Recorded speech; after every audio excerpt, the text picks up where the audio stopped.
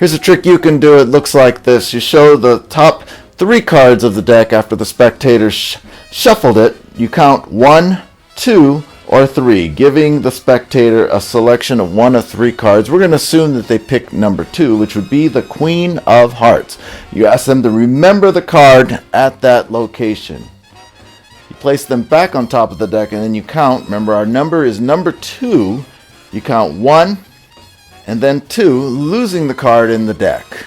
At this point, you don't even know what the card is yet.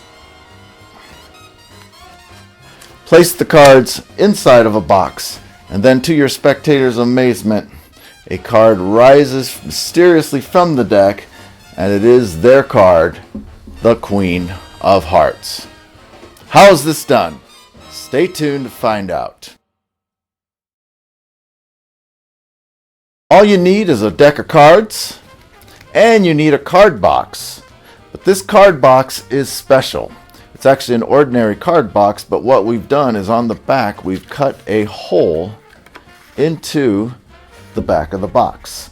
I'll place the deck inside so you can get a better view of how this looks. Right there, as you can see, there's a hole in the back of the box.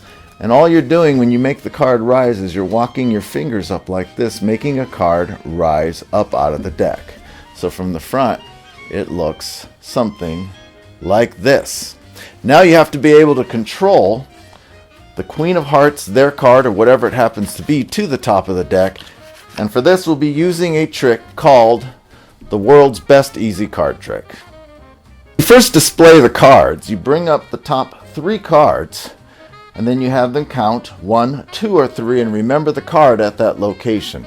What spectators don't know is on the back there's an extra card on top of these 3 cards. It looks pretty much like you have the top 3 cards, but again, there is a single card on top, and that's the secret to the trick before you get to the rising card.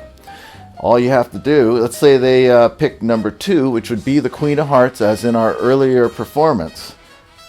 You square up the cards, and then you count in. But remember, there's an indifferent card. So when you count to 2, which is their selected number, or it could be 1, or it could be 3, it really doesn't matter. Let's say they counted to 2. You would just go to 1, 2, and what they don't know is that their card ends up on top. It also works for 1 or 3. You take the cards, place it into your card box. Remember, you have the cutout back on this box, and by simply walking your fingers behind the box, it causes the card to mysteriously rise.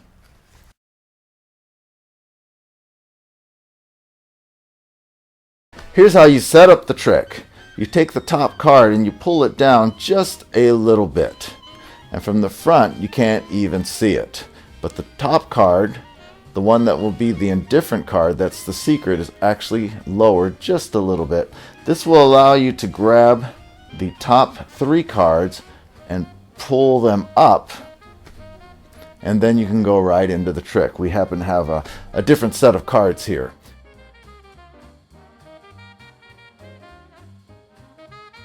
Just one more alternate handling on the rising card. Let's say you don't want to use the card box. Here's something you can do. Let's say you've already controlled their card. You've already counted with their selected number 1, 2, or 3. Let's say the card that ends up on the back, which happens to be the King of Diamonds in this particular case. Now at this point you would place this deck inside of your card box and then perform the rising card.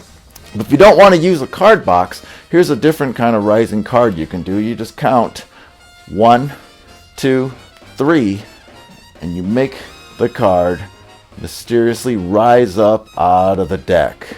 And this is one you can do without the card box and without cutting and ruining a card box. Here's how it looks again. You go 1, 2, 3, but here's the secret. You're extending your pinky finger.